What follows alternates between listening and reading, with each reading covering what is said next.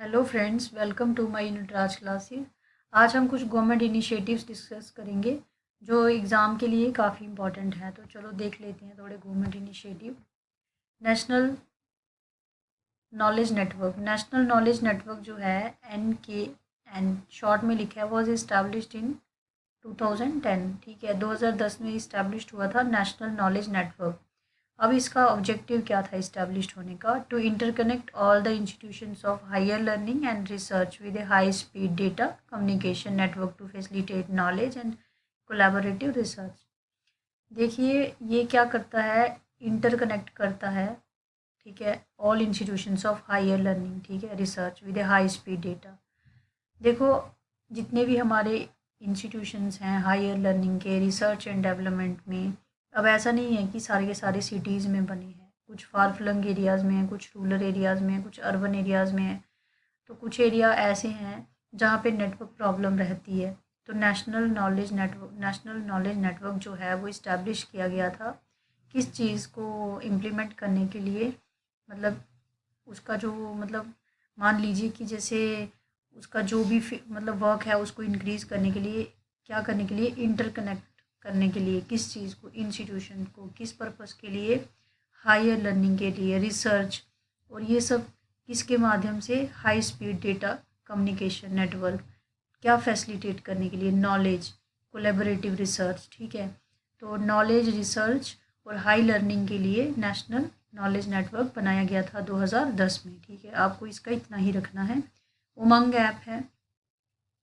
उमंग app में क्या था कि इसमें unified mobile application for new age governance. ठीक है, ये यूनिफाइड मोबाइल एप्लीकेशन है न्यू एज गवर्नेंस के लिए, has been developed and launched in 2017 में। ये एक सिंगल मोबाइल प्लेटफॉर्म है to deliver major government services. ये गवर्नमेंट सर्विसेज को वो करने के लिए स्टार्ट किया गया था।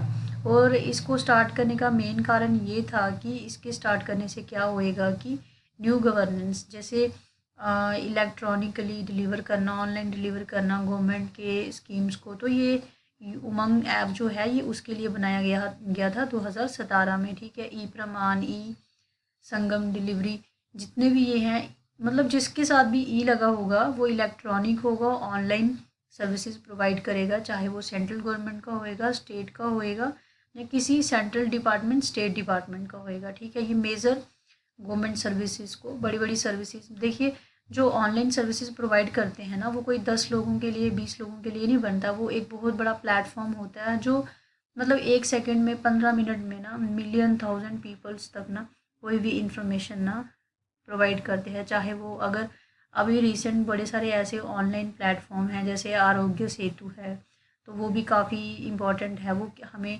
मतलब वैक्सीनेशन के बारे में वहाँ से पता चलता है, अगर कोई किसी को कोविड है तो वहाँ से पता चलता है। बड़े सारे ऐसे ऑनलाइन प्लेटफॉर्म तैयार किए गए हैं जो इंफॉर्मेशन को स्प्रेड करने में, 1 सेकंड में इंफॉर्मेशन को, मतलब 1 सेकंड, 2 सेकंड, मतलब बहुत कम से कम टाइम में ना पूरी इंफॉर्मेशन को हर एक के हाथ में पहुंचाने में सक्सेसफुल हैं। ठीक है, तो उसके बाद है ऑनलाइन ई सिग्नेचर, ई हस्ताक्षर भी हम बोलते हैं, launched in 2015। This facility is an online digital signature service. देखो, ऑनलाइन डिजिटल सिग्नेचर सर्विस इसलिए चला क्योंकि पेपर वर्क जो है, जो ऑनलाइन इनिशिएटिव आए उसकी वजह से उन्होंने पेपरलेस चीज़ें कर दी। बड़े सारे फॉर्म्स जो हैं वो ऑफलाइन लगते थे, ऑनलाइन लगना स्टार्ट हुए। बड़े सारे ऐसे फॉर्म्स हैं जो निकलते हैं डिपार्टमेंट हेड के, जो भी सिग्नेचर होते हैं, पहले काफ़ी टाइम लग जाता था चीज़ों में क्योंकि वहाँ पे मतलब मैनुअल वर्क करना पड़ता था। तो ऑनलाइन ई सिग्नेचर से अब जो ई सिग्नेचर हैं वो भी इलेक्ट्रॉनिकली हम आसानी से कर सकते हैं। तो बड़े सारे डिपार्टमेंट में अब बड़े सारे जो हाई अथॉरिटीज़ होती हैं, डिपार्टमेंट के जो हेड होते हैं, तो उनके भी ई सिग्नेचर आपको, जो भी वो फॉर्म निकालते हैं, जो भी वो एडवर्टीज़मेंट निकालते हैं, तो उस पर आपको मतलब साइड पे कुछ इलेक्ट्रॉनिकली सिग्नेचर हुए दिखते हैं। तो ये उस पर्पज़ के लिए बनाया गया है। प्रगति है, Pragati was launched in 2015। This enables foster implementation of central level scheme और पीपल, मतलब सेंट्रल लेवल स्कीम्स किसके लिए, पीपल्स के लिए प्रोजेक्ट्स, वो भी पीपल्स के लिए, स्टेट लेवल प्रोजेक्ट्स, और स्टेट और central level department, central level department भी और स्टेट लेवल डिपार्टमेंट में भी प्रगति जो है वो लॉन्च किया गया था किसके लिए? Faster implementation. जितने भी सेंट्रल लेवल पे स्कीम्स बनेंगी, प्रोजेक्ट्स बनेंगे, स्टेट लेवल पे बनेंगे, तो वो जो सेंट्रली स्पॉन्सर्ड स्कीम्स होएंगी, जो सेंटर की जो जिसमें सेंटर ज़्यादा फंडिंग करेगा, स्टेट का जिसमें 20% रहेगा, कोई भी रहेगी, तो उसमें प्रगति ऐप जो है वो उसको फास्टर इम्प्लीमेंटेशन करेगा। बड़ी सारे रोड सड़कें जो बनी हैं वो प्रगति मतलब जो प्लेटफॉर्म तैयार किया गया था उसके अंदर बड़ी सारी इम्प्लीमेंटेशंस हमें देखने को मिली हैं। ई वे बिल जो एप्लीकेशन है ये प्रोवाइड करता है सेल्फ सर्विस प्लेटफॉर्म टू पे टैक्स पे करने के लिए, ठीक है, और ट्रांसपोर्टर्स के लिए to generate single e way bill for movement of goods from one place to another place as per GST rule. पहले हमको जगह जगह टैक्स देना पड़ते थे, लेकिन जीएसटी के अंडर आने से क्या होता है कि आपको जो सेंट्रल स्टेट का टैक्स लगना है, जो इंटीग्रेटेड टैक्स लगना है, तो वो एक ही बार लगेगा और आप अपनी गुड्स को एक जगह से दूसरी जगह पे आसानी से लेके जा सकते हैं। सिंगल ई वे बिल जो है वो आपको एक ही बार पे करना और आप कहीं भी अपनी गुड्स को एक जगह से दूसरी जगह लेके जा सकते हैं। आपको अगेन एंड अगेन पे नहीं करना पड़ेगा, टैक्स नहीं देना पड़ेगा, ठीक है। अब unique identification authority of India UIDAI was established in 2009। ये 2009 में इसको इस्टेब्लिश किया गया। ये एक अटैच्ड ऑफिस था, ये कोई मतलब अलग से नहीं बनाया गया था, एक अटैच्ड किया गया था ऑफिस किसके साथ? टू द प्लानिंग कमीशन, ठीक है, प्लानिंग कमीशन के साथ था तब ये। अब तो प्लानिंग कमीशन जो है वो ख़त्म हो गया, उसकी जगह नीति आयोग आ गया। तो अब ये जो ऑफिस है ये किसके साथ अटैच्ड है? ये ministry of electronic and IT with A vision, ठीक है। इसका कोई बहुत बड़ा विज़न है क्योंकि ये इलेक्ट्रॉनिक के साथ अटैच्ड है, IT के साथ अटैच्ड है, तो ये भी आपको ऑनलाइन सर्विस डिलीवरी करता है, ठीक है। और ये अब जो है पहले ये प्लानिंग कमीशन के साथ था, प्लानिंग कमीशन नहीं है, तो नाउ इसको अटैच्ड कर दिया गया है office of ministry of electronic and IT, ठीक है। तो देन उसके बाद लास्ट स्लाइड हमारी बची है ऑनलाइन ई-साइन, ये तो पढ़ा दिए, सॉरी। नेशनल इंफॉर्मेटिक सेंटर, अब नेशनल इंफॉर्मेटिक सेंटर जो है आपको इसका ज़्यादा ध्यान नहीं रखना, इतना रखना है, वॉज इस्टेब्लिश्ड इन 1976। 1976 में नेशनल इंफॉर्मेटिक सेंटर इस्टेब्लिश्ड हुआ था and has since emerged as a prime builder of e government. देखो ये ई गवर्नमेंट के लिए इस्टेब्लिश्ड हुआ था 1976 में। आपको अगर कभी ऑब्जेक्टिव में आ जाए तो मतलब जैसे 1991 में लिबरलाइजेशन, ग्लोबलाइजेशन और प्राइवेटाइजेशन आया था, कभी पूछा जाए कि जो ई गवर्नमेंट का कॉन्सेप्ट था वो पहले कोई मतलब ऐसा सेंटर जिसके ज़रिए थोड़ा मतलब उसको इम्प्लीमेंट किया गया और मर्ज किया गया होता, तो नेशनल इंफॉर्मेटिक सेंटर 1976 में जो इस्टेब्लिश्ड हुआ था वो भी किस मतलब मर्ज हुआ था, क्यों? मतलब एक प्राइम बिल्डर बना था ई गवर्नमेंट का, ठीक है। Then lastly centre for department of advance computing, एक सेंटर है जो एक डिपार्टमेंट है, मतलब एक सेंटर्स होते हैं ना जो उसके अंदर डिपार्टमेंट होते हैं ऑफ एडवांस कंप्यूटिंग के लिए। CDAC has emerged as a premier research and development organization, R&D research and development organization, and IT information technology and e electronics, ठीक है। सेंटर जो है ये बना है एडवांस कंप्यूटिंग के लिए और ये इंस्टीट्यूशन है for high and research and development. High and research क्या होता है कि यहाँ पे जाके आप बहुत हाई लेवल की रिसर्च कर सकते हो और डेवलपमेंट कर सकते हो। रिसर्च एंड डेवलपमेंट में किसी भी फील्ड में आप कोई काम कर रहे हो, कोई भी कर रहे हो, तो यहाँ पे जो हाई एंड आपको चीज़ें मिलेंगी जो शायद यहाँ के कंपेयर में कहीं और नहीं मिलेंगी। तो इसको इसीलिए institution for high and research and development कहते हैं। डिजिटल लॉकर, अब डिजिटल लॉकर क्या है? डिजिटल लॉकर इज़ की इनिशिएटिव है डिजिटल लॉकर, ठीक है। The government of India flagship programme है। इसका एम क्या है? एम्ड एट ट्रांसफॉर्मिंग इंडिया को ट्रांसफॉर्म करना into a digital empowered society and knowledge economy, ठीक है। इसको क्या करना है कि एक ऐसा ट्रांसफॉर्मेशन इसके अंदर लाना है कि हर कोई इंसान, चाहे वो रूरल एरियाज़ में है चाहे वो अर्बन एरियाज़ में कहीं पे भी है, लेकिन उसको डिजिटली एम्पावर्ड करना है। जब एक इंसान को हम डिजिटली एम्पावर्ड करेंगे, एक से दूसरा होएगा, तो ये जो चेन है ये चलती रहेगी, तो हमारी पूरी सोसाइटी को हम एम्पावर्ड कर पाएंगे डिजिटली, ठीक है।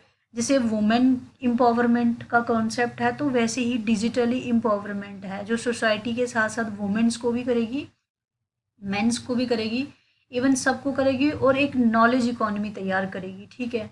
अब बड़े सारे छोटे छोटे उद्योग लॉकडाउन के टाइम बड़ी सारी वुमेंस ने घरों से काम करना स्टार्ट किया, वो ऑनलाइन अपने चीज़ें बना रही हैं, कोई मास्क बना रहा है एग्ज़ाम्पल, कोई कुछ बना रहा है, तो ये क्या है, ये नॉलेज इकोनॉमी है। उनको पता है कि अगर वो किसी मतलब ऑनलाइन प्लेटफॉर्म के साथ खुद को टाइप करेंगी तो वो ऑनलाइन अपने गुड्स जो हैं उनको दे सकती हैं और आराम से साइड बाय साइड अपना छोटा मोटा बिजनेस कर सकती हैं। ये जो डिजिटल लॉकर है ये उसकी बहुत बड़ी एग्जांपल है जो मैंने आपको दी है आपकी समझ के लिए। अब इसका टारगेटेड क्या है, टारगेटेड एज द, इसने एक आइडिया टारगेट किया है डिजिटल लॉकर ने। क्या आइडिया? Paperless governance. ये क्या करेगा? पेपरलेस गवर्नेंस करेगा। पेपरलेस गवर्नेंस का क्या मतलब होता है कि आपको गवर्नमेंट सर्विसेज के लिए और गवर्नमेंट को आपको सर्विसेज देने के लिए पेपरलेस वर्क करेगी। आप गवर्नमेंट तक अप्रोच इलेक्ट्रॉनिक कर सकते हो, जैसे वर्चुअल कोड। अभी आपको केस फाइल करने के लिए पहले तो आपको बड़े सारे डॉक्यूमेंट्स लेने पड़ते थे, उनको स्कैन करवाओ, फिल करवाओ, एट्सेट्रा एट्सेट्रा। मतलब उसको आप मतलब किसी डिपार्टमेंट में जाके उसको अटेस्टेड करवाओ। तो ये पेपरलेस जो गवर्नेंस है इसके माध्यम से ही वर्चुअल कोर्ट, ई लर्निंग मतलब और स्वयं प्रभा जो इग्नो का एक इनिशिएटिव है ऑनलाइन सर्विसेज प्रोवाइड करने का, तो ये सब चीज़ें किसके ज़रिए हो पा रही हैं? डिजिटल लॉकर के ज़रिए। तो ये इसका जो सपना है इंडिया को डिजिटली एम्पावर्ड सोसाइटी और नॉलेज सोसाइटी बनाने का, और डिजिटली जब इंडिया को हम एम्पावर्ड सोसाइटी बनाएंगे, नॉलेज सोसाइटी बनाएंगे, तो मतलब एक जो हमारी इंडिया में जो डेवलपमेंट है ना वो काफ़ी हद तक ना मतलब एक बॉटम लेवल तक भी पहुंचेगी, ठीक है। तो इसमें ट्रांसपेरेंसी आएगी, करप्शन भी कम होएगी, तो लोगों को इक्वालिटी मिलेगी, जस्टिस मिलेगा।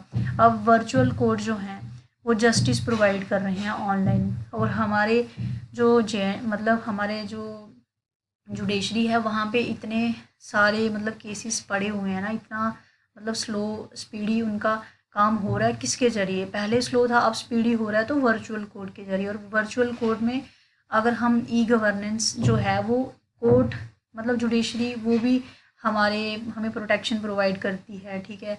हमारी राइट्स को बचाती है, हमें मतलब कंपेंसेशन देती है, ठीक है। तो ये सब चीज़ें जो हैं वो वर्चुअल कोर्ट के ज़रिए हो, और हमारी एजुकेशन सफ़र नहीं कर पा रही है किसकी वजह से? मतलब ऑनलाइन क्लासेस की वजह से, वर्चुअल लर्निंग की वजह से। बड़े सारे मतलब गवर्नमेंट ने ऐसे ऐसे इनिशिएटिव स्टार्ट किए हैं, तो ये सब जो है वो टेक्नोलॉजी की वजह से पॉसिबल हो पा रहा है। Thank you. उम्मीद करती हूँ आपको ये सब चीज़ें समझ आई होंगी। तो हम क्या करेंगे कि इस पे ज़्यादा नहीं, 2-3 लेक्चर और बनाएंगे जो इम्पॉर्टेंट होएंगी। हम हर एक स्लाइड में 10-15 मिनट की वीडियो रख के हम कुछ इम्पॉर्टेंट टॉपिक डिस्कस की कॉन्सेप्ट डिस्कस करेंगे, जिससे आपकी नॉलेज इन्हेंस होएगी। तो उम्मीद करती हूँ अगर आपको ये समझ आया होगा तो लाइक कीजिए, सब्सक्राइब कीजिए। Thank you.